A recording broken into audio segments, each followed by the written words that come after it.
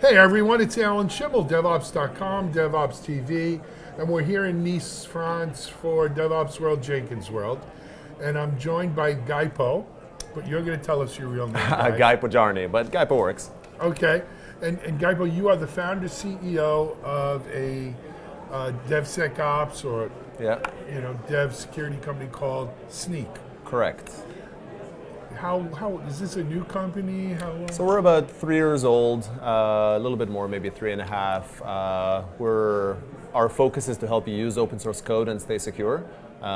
Very oriented at sort of the developer first mindset. So we sort of a bottom-up solution where we have a broad reach, some 150,000 developers using the product to help track which open source components they're using, find out if they're vulnerable, and fix them. We have a lot of automated fixing in that component. So are you then keeping a sort of an open source components database or an open source components vulnerability database? Yeah, correct. So for starters, if you're going to address known vulnerabilities in open source components, you have to know which ones are there. So first of all, you use a lot of these libraries, and you have to first understand that these libraries are, they're widely used, they're awesome, open source is amazing, but it also implies that every time there's a vulnerability in one of those components, it's a very compelling target for attackers, and because you're using hundreds and hundreds of these, if not thousands, you really should be on top of it.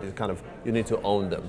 So what we do, and a similar type of challenge happens on the maintainer side, on the open source components, where like open source owners, open source kind of repository owners, they build libraries, they need to keep them secure, but they also are not always the best at, once they find a vulnerability, communicating that out. So what we do is we have this threat intel system. We listen to open source activity. A library owner fixes a vulnerability, says as much in the release notes, and that disappears into like the ether of GitHub, right? So we try to fish those out, get them to our analysts, pull them in, as well as augment that with our research and academy, kind of collaborations with the academy, and a bunch of those. All of those come out to this database of known vulnerabilities in open source libraries.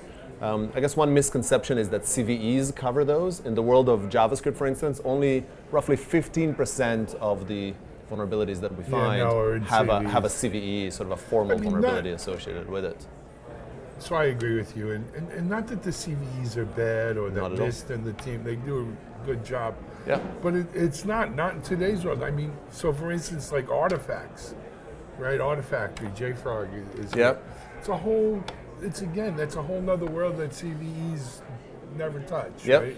But nevertheless, you go use a vulnerable, a bad artifact, and someone's getting in trouble. You should do it. You should find it. And I think a lot of it is around the community, not the tech. So CVEs work amazingly well for commercial entities that know what they need to do, that know how they report it. When you try to scale that up to 500,000 components in the NPM repository, right, or sort of the many in the Maven repository, oftentimes there's an effort and a knowledge assumed from the owner of the component that is just not there.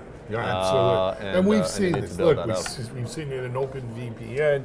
We saw it in the struts too, and so many of the others. Let's talk a little bit about just the whole notion of, look, open source is in 96, 98% of organizations. And you know what, I should mention, we've seen the surveys from some of the other open source security companies. How much of today's applications are really cobbled together? They're assembled, they're not written. Right. So.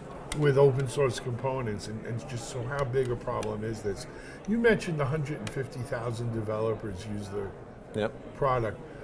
Is it open source free, or is that paying? Indeed. So I guess there's a lot to it. First of all, we believe that you can't fix open source from outside the community. Like to fix open source security, you have to have motions. It's about people as much as it is about the technology, if not more.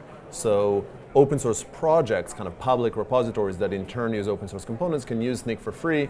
And we do a lot of work, by the way, just finding issues, helping collaborate with them on fixing, participating in foundations, kind of open source foundations, help give back, help make that product free, sort of help give value for free to sort of help promote this notion of making open source more secure. And there's a natural aspect to that benefits how we sort of build a company and how we build a commercial entity. Because when developers love your product and they use it and they see it, that's the best type of conversation to have with somebody that wants it. Jenkins is a great example of building things that way. There are many others.